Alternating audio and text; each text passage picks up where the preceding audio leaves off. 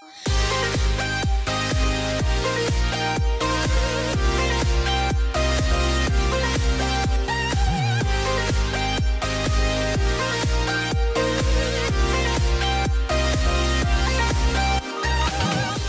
what's up guys? Mint City here yet again with another video, and today we are going to be doing yet another review, only my second review on this channel, and it's going to be on Trigger Heroes. Now, just like my Meteor Fall review, make sure you guys go check that out if you love deck building games on iOS or Android. It's a great game. But anyways, just like that review, we are going to be addressing 3 main points on how I'm going to come up with the final score of this game.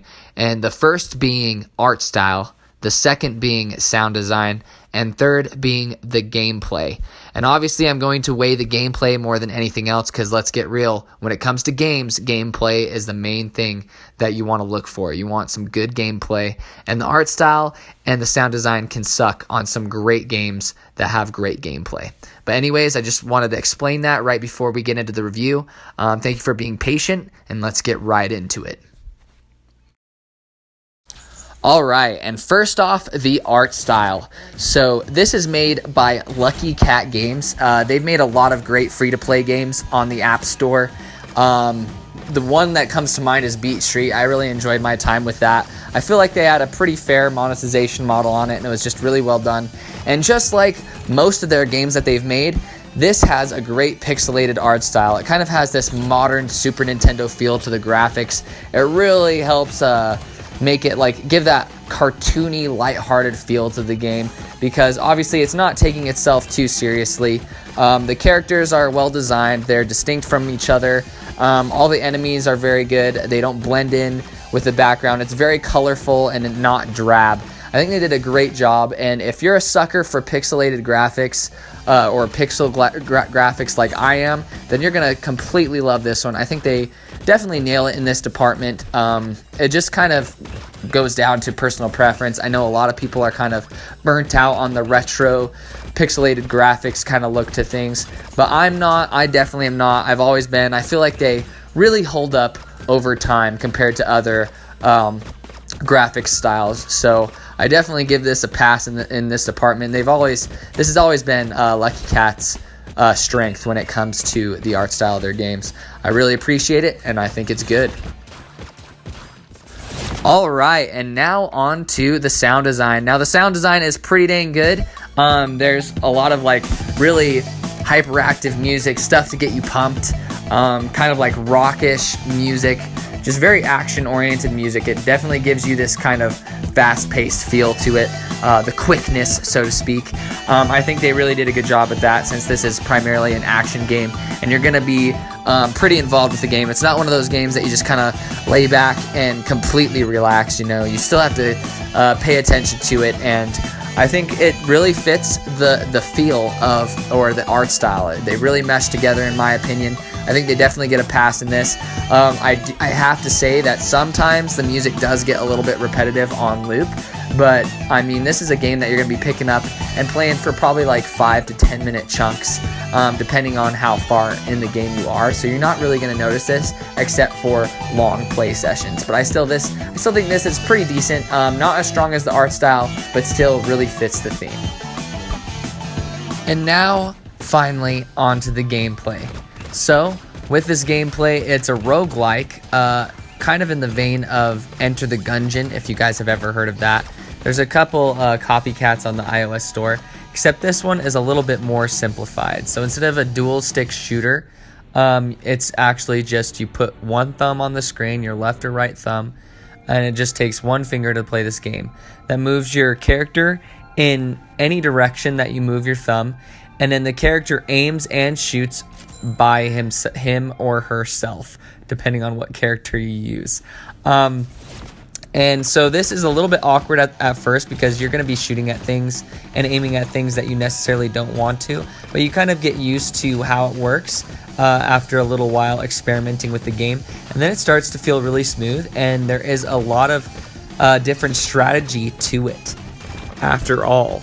I really like that the game is portrait mode, so this really is good for one-handed play, especially for those short sessions when you just kind of pull out your phone. You might have something in your other hand, and you just have a little bit of free time, like 5 to 10 minutes, or even less than that. And this is a great game that doesn't take a ton of your attention, but still it's really interactive, and I think it really works well.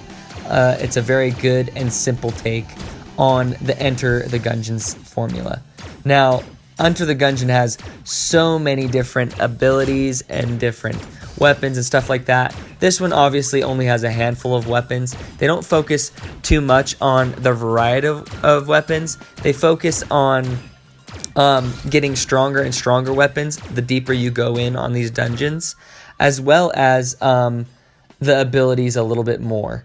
There's not as much, like I said, as Enter the Gungeon, but there's still enough here to where the gameplay will be different each and every time. And of course, when you die, you go all the way back to the start of the dungeons. There's bosses scattered throughout. Between levels, you're able to buy abilities. There's random stores that pop up on certain dungeon floors or levels, and you'll be able to buy guns and weapons there as well, and you'll be upgrading your weapons. There's only a handful of weapons, such as a rifle, a revolver, a shotgun, things of that nature, and the abilities can affect anything from being able to get bigger health pickups to having more bullets in your shotgun whenever you actually do shoot, and stuff like that. So I think it's varied enough. The enemies are varied enough. The deeper you go, the harder they get, and it kind of gets bullet hellish after a little while, and you really have to dodge everything on screen. It's a lot of fun. I've been enjoying it quite a bit, even after around 2 to 3 hours of play, I'd say, scattered over like the week or so that the game has been out. So I highly suggest it in the gameplay department. I do think they could add a few more weapons to spice things up, as well as a few more enemies. But I don't think this is really built for super long play sessions like Enter the Gungeon is. This one's a lot shorter. You're not going to notice it when it's shorter, but it does facilitate a little bit longer play sessions, such as 15 minutes. But it's definitely fun during those times. Just make sure you don't milk it too much, and it should be good.